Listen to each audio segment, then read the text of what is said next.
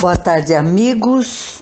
Vamos ao nosso evangelho de hoje, colocando um copo com água sobre a mesa e solicitando a esses nossos amigos espirituais que higienizem nossos lares, teto, paredes e piso, a fim de fazermos um evangelho em paz,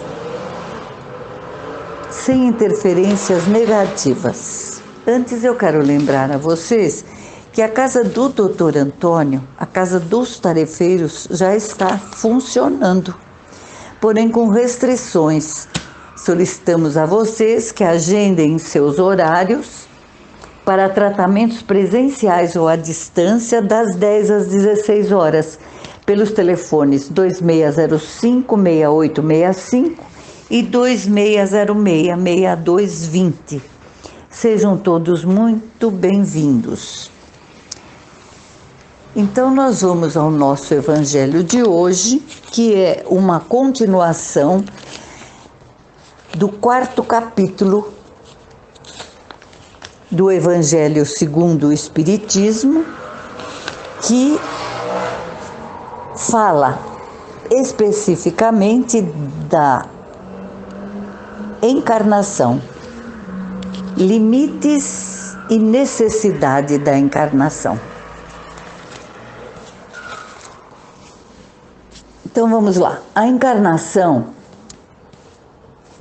não tem limites nítidos traçados.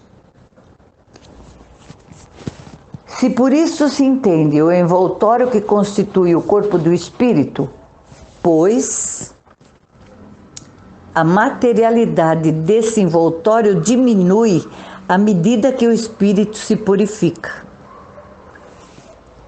Em certos mundos mais avançados que a Terra, ele já se apresenta menos compacto, menos pesado, menos grosseiro e, consequentemente, menos sujeito a coisas desagradáveis, a acontecimentos desfavoráveis.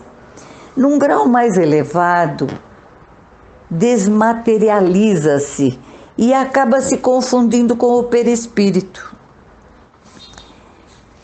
E de acordo com o mundo que o espírito viver, ele se revestirá do envoltório apropriado à natureza desse mundo. O próprio perispírito sofre várias transformações seguidas. Eteriza-se mais ou menos até a completa purificação, a qual corresponde à natureza dos espíritos puros. Kardec nos diz: existem mundos especiais destinados a esses espíritos puros, esses espíritos mais avançados, como estações. Porém, eles não estão sujeitos a esse período, a esse local, como nos mundos inferiores ficavam, pois o estado de libertação que já atingiram permitem viajarem por toda parte, onde quer que sejam chamados para suas missões, que a eles foram confiadas.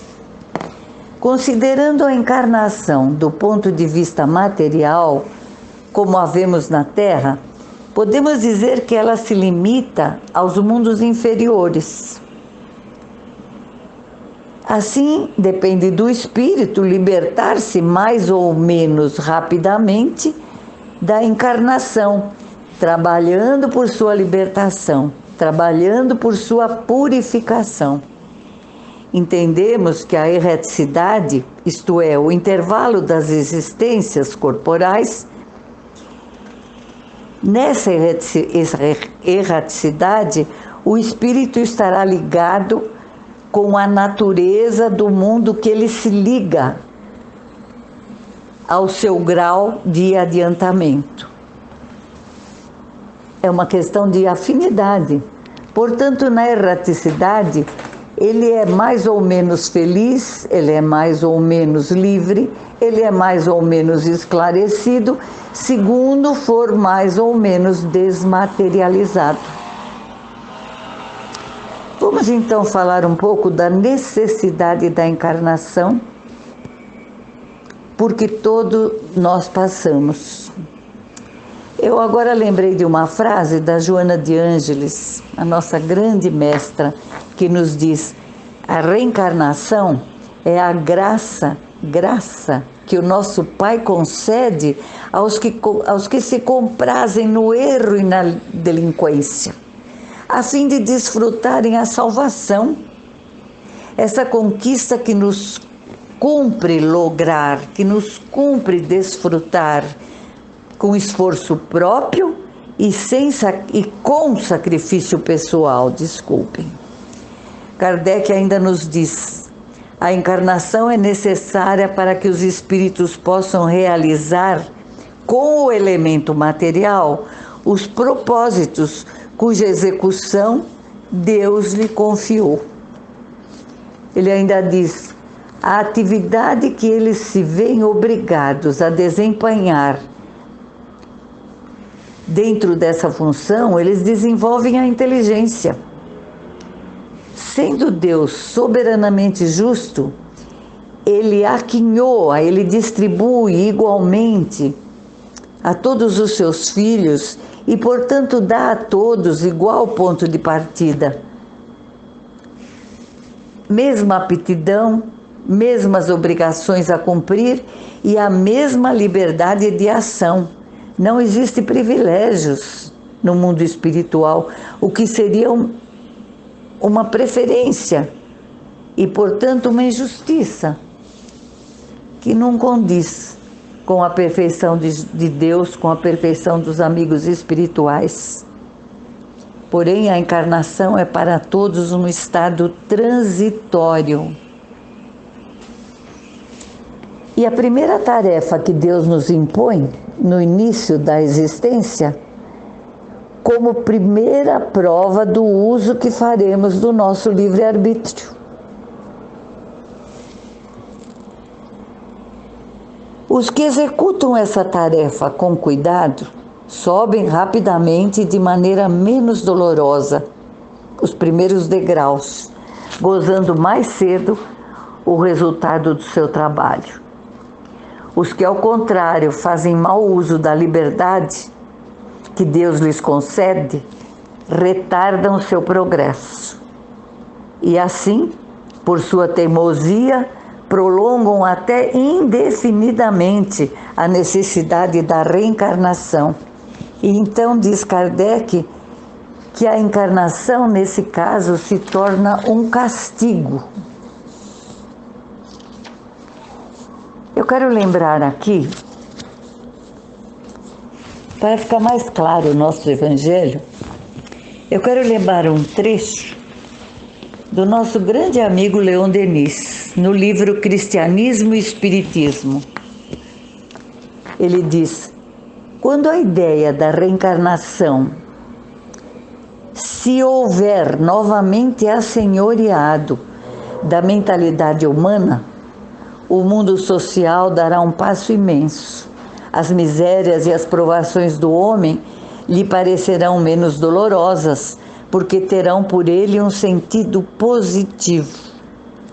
O homem compreenderá então que existe um foco imenso e do qual é ele chamado a se tornar uma centelha consciente e fecunda, depois de haver aprendido na série de todas as suas vidas sucessivas o segredo da eterna vida, isto é, a inteligência que sabe, a consciência que age e o amor que ama.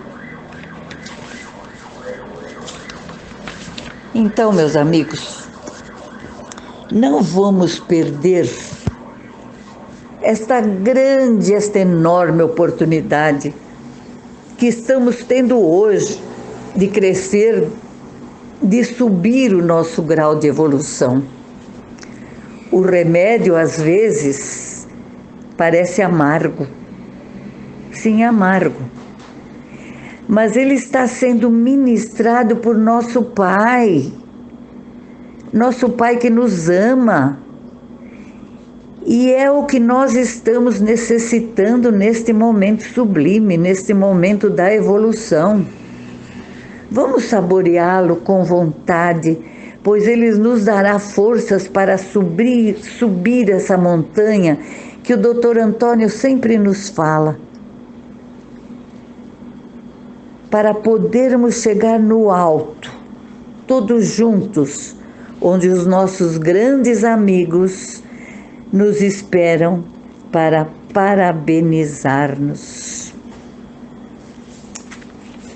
Meu amigo, nós vamos parar por aqui, vamos ler, vamos nos conscientizar, vamos entender o que o Kardec está nos falando, para que a gente continue essa nossa evolução com amor, sempre. E agora nós vamos tomar essa água fluidificada